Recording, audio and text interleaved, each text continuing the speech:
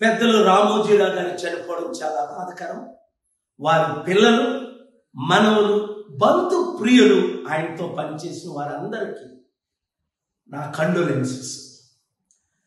మీ అందరికీ తెలుసు, 25 సంవత్సరాల క్రిందట శాంతి సందేశం అన్న సుసమాచారం, శాంతిని ప్రకటించడం మొట్టమొదట ఈటీవీలో ఆరంభమైంది. ఆయన ఎంత ఫెనాటిక్ హిందూ అయినప్పటికీ పాలుగారి శాంతి సందేశం మొట్టమొదట మనం బ్రాడ్కాస్ట్ చేయాలని అనేక సంవత్సరాలుగా వారి ఛానల్ ద్వారా నేను మీ మధ్యకి వచ్చాను.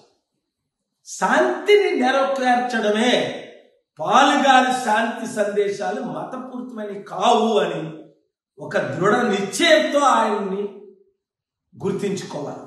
రెండవది, గత సంవత్సరం ఒక విషయం గురించి నేను ఫోన్ చేస్తే తిరిగి 5 సార్లు వారు కాల్ చేశారు. నేను మీటింగ్లో ఉంటుండగా చివరికి మాట్లాడి ఆయన ఒక విషయం చెప్పారు. అది ఇప్పుడు చెప్పే సమయం కాదు. కనుక వారు చనిపోవటం, మీడియా ఓనర్స్ అందరికీ ఒక మార్గదర్శి ఆయన వెళ్ళిపోవటం, ఏదో ఒక లోపం వచ్చింది అన్న విషయం రాష్ట్రంలో తెలిసిందే. కనుక ఆయన కుటుంబానికి శాంతి కలగాలని ప్రార్థన.